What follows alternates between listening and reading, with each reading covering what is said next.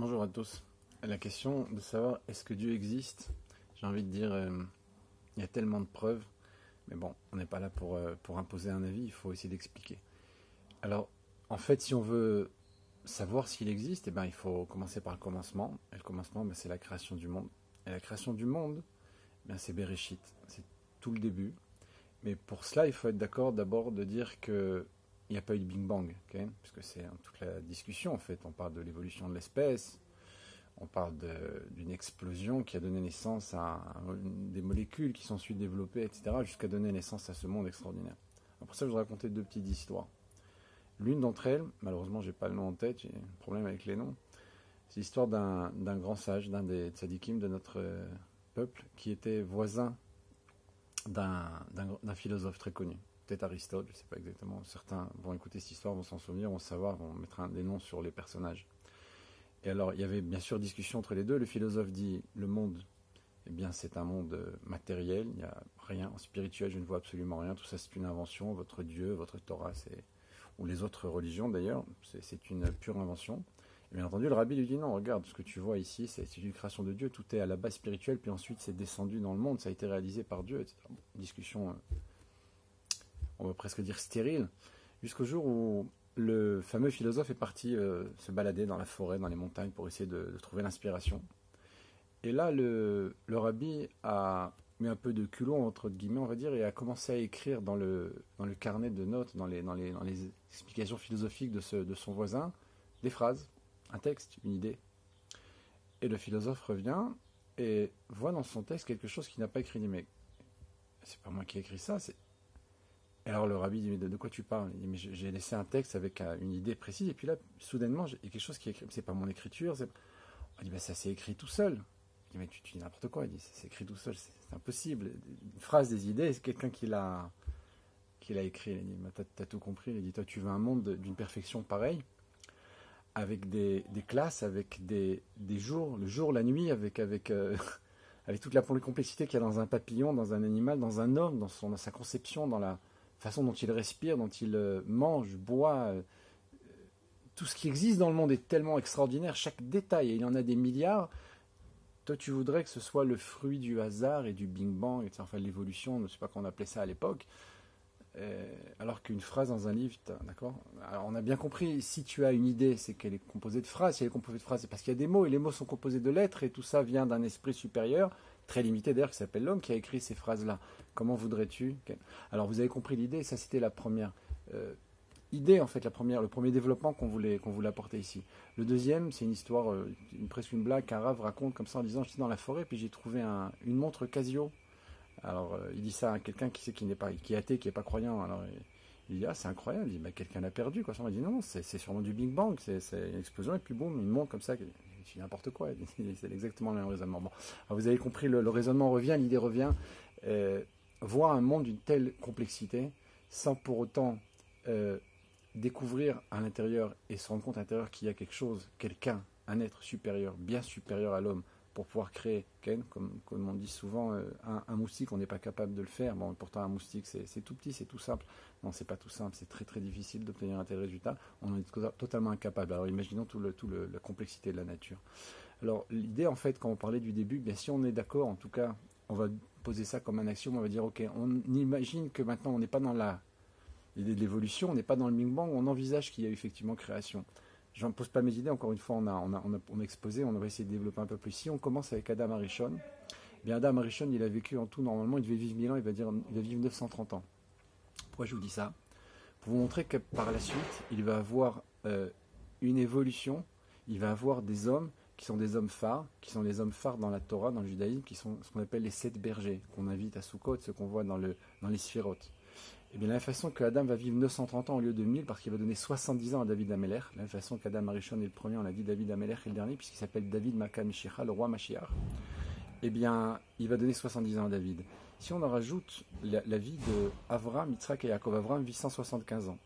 Alors, d'abord, il y a un point qu'il faut évoquer, c'est qu'Adam Arishon, il est écrit dans le Chumash, dans la Torah à son sujet, Asher Chai, qu'il va vraiment vivre. 930 ans qu'il va vraiment vivre, ça veut dire que évidemment, il les a vraiment vécus. Non, mais il a vraiment vécu 930 ans parce qu'à la base, il avait un crédit de 1000 ans. Donc, il a vécu vraiment 930 ans. Le deuxième sur lequel on dit ça, ces mots sont employés dans la Torah, c'est Avraham. Avraham, il était créé à son sujet il y a 875 ans, Asher Chai, qui vit véritablement. Alors l'idée revient également, il avait 180 ans de crédit, il va perdre 5 années pour ne pas voir la débauche dans laquelle va rentrer son petit-fils Esav, et Dieu va le reprendre 5 ans avant. Donc on prend 175 ans d'Avraham, 180 de Yitzhak, qui lui va vraiment les vivre, 147 de Yaakov, 110 de Yosef, 120 de Moshe, 123 de Aaron et 70 de David. Je vous laisse faire le compte tranquillement après à la maison avec une calculette. Vous arrivez à 925. Si vous rajoutez les 5 ans, en rajoutant les 5 ans de Avraham, puisque Asher Chai, il les a vraiment vécus, 75, mais il lui manquait 5 ans, on rajoute ces 5 années-là, eh bien on obtient 930, les années de Adam Arishon. Pour vous dire quoi? Pour vous dire que cette idée première de l'homme dans le monde, qui est l'homme qui va donner naissance à toute l'humanité, eh bien cet homme-là va avoir comme écho au niveau du Ham Israël, du peuple juif, des générations qui vont le suivre et qui vont être à l'image de cet homme-là premier. C'est-à-dire que les 7 sphirotes, les 7 sphères qui sont Chesed, Gvura, Tiferet, Netzach, Od, Yesod, Malchut, correspondent à chacun de ces hommes-là. Avraham c'est Chesed, Yitzhak, Gvura, Yaakov, Tiferet, Moshe, Netzach, Aaron, Hod, Yosef, Yesod et David, Malchut, la royauté. Ces 7 hommes-là, ces 7 bergers, ces 7 chefs du peuple juif, ces 7 lumières-là, eh bien, correspondent aux années de vie de Adam Arishon totalement. Pourquoi je vous dis tout ça? Parce qu'en réalité, il y a ici une précision dans le calcul, une précision dans l'existence même du Ham Israël. Et c'est là encore où je voudrais vous amener une autre preuve. Et cette preuve, elle est historique, cette preuve, elle est tangible. Un peuple qui disparaît de sa terre pendant 2000 ans n'existe plus en tant que peuple, n'existe plus du tout. Lorsque j'étais enfant à l'école, j'étais pas dans une école religieuse, on apprenait les langues anciennes, on apprenait le grec, le latin, puis on parlait aussi de l'hébreu, on appelle les langues anciennes, des langues mortes. Mais j'ai jamais compris pourquoi c'était une langue morte, parce qu'au Talmud Torah, parce que j'étais dans une école non juive, non religieuse, alors le mercredi et le dimanche, on apprenait au Talmud Torah l'hébreu. L'hébreu n'est pas une langue morte, c'est une langue vivante, et tellement vivante que cette langue est restée pendant 2000 ans en exil, et aujourd'hui, en Israël, on parle l'hébreu, et on a des habits juifs, on a un tzitzit, on a une kippa sur la tête, on a des noms juifs. On a gardé nos noms, comme en Égypte, on a gardé nos noms, on a gardé nos habits, on a gardé notre langue. Un peuple, si vous le sortez de son pays, de son histoire, de sa culture pendant 50 ans, 100 ans, peut-être un peu plus, il ne vous restera plus grand-chose. De la Grèce antique, il n'y a plus rien, de la Rome antique, il n'y a plus rien, des Philistins, de tous ces peuples-là, il restait des vestiges, des poteries, mais on n'a plus rien, la langue, etc. Tout a disparu. L'hébreu est parlé aujourd'hui. Un peuple qui revient sur sa terre après 2000 ans et qui rétablit un gouvernement, qui a une armée, une police, une économie, florissante d'ailleurs. C'est encore une preuve de cette existence-là, de Dieu dans le monde, de cette existence du peuple juif qui est à l'image d'Adam Arishon, du premier homme, pour une raison très simple. La fin est reliée au début, de la même façon qu'Adam Arishon est le premier homme, le Mashiach est le dernier. Le Mashiach est le fruit du Ham Israël, c'est celui qui va venir du peuple juif, de la même façon qu'Adam Arishon n'était pas juif dans son naissance, mais va donner naissance, encore une fois, dans les années de vie, on l'a vu, à 7 lumières, puisque lui est le Keter, il est la couronne, il est au-dessus de tout ça, il va donner naissance à 7 lumières qui sont de Avraham à David, les 7 bergers, et ils ont les nombres d'années de vie de Adam Arishon, de la même façon nous avons ici une existence particulière qui s'appelle le peuple juif, et on le voit très bien d'ailleurs, à travers l'histoire et aujourd'hui plus que jamais, si un homme dans le Ham Israël, dans le peuple juif, en Israël, dans cette terre, fait une toute petite erreur, toute la planète braque ses caméras sur lui, va faire des remontrances, va déclarer, il y aura des déclarations à l'ONU, etc. Alors que chez nos voisins, on peut massacrer par milliers, dizaines, centaines de milliers, ou dans d'autres endroits dans le monde, on va éternuer et puis on va dire à tes souhaits, c'est tout, personne ne va vraiment faire attention. Pourquoi? Pour une raison très simple. Parce que inconsciemment, dans l'inconscient collectif de l'homme, même non juif, il y a cette connaissance que tout le monde vient d'Adam Rishon, du premier homme, et tout le monde a conscience que le peuple juif est particulier.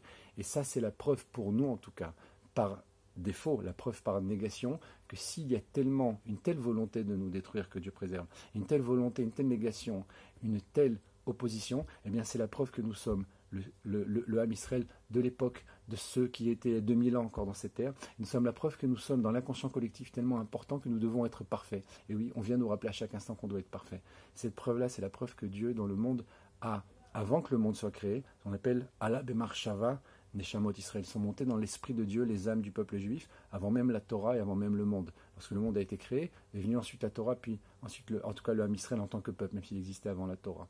Donc on voit ici une preuve, encore une fois, absolue dans l'histoire, dans ce qu'on voit chaque jour, dans chaque instant de notre vie, que le Ham Israël, s'il est vivant, s'il est existant, eh bien, puisqu'il a existé avant la création du monde, il existe encore maintenant, il existera bien entendu après, lorsque Mashiach se dévoilera, et on s'en approche de plus en plus à chaque instant. Et ça aussi, c'est la preuve, d'après ce que nous vivons encore aujourd'hui, avec un petit virus qui arrive à mettre à genoux une planète tout entière, tous ses acquis, la productivité, la rentabilité, les bourses, les économies, etc. Tout est parti, tout a disparu, il n'y a plus qu'une certitude, le temps s'est arrêté, le monde s'est arrêté, l'homme s'est arrêté.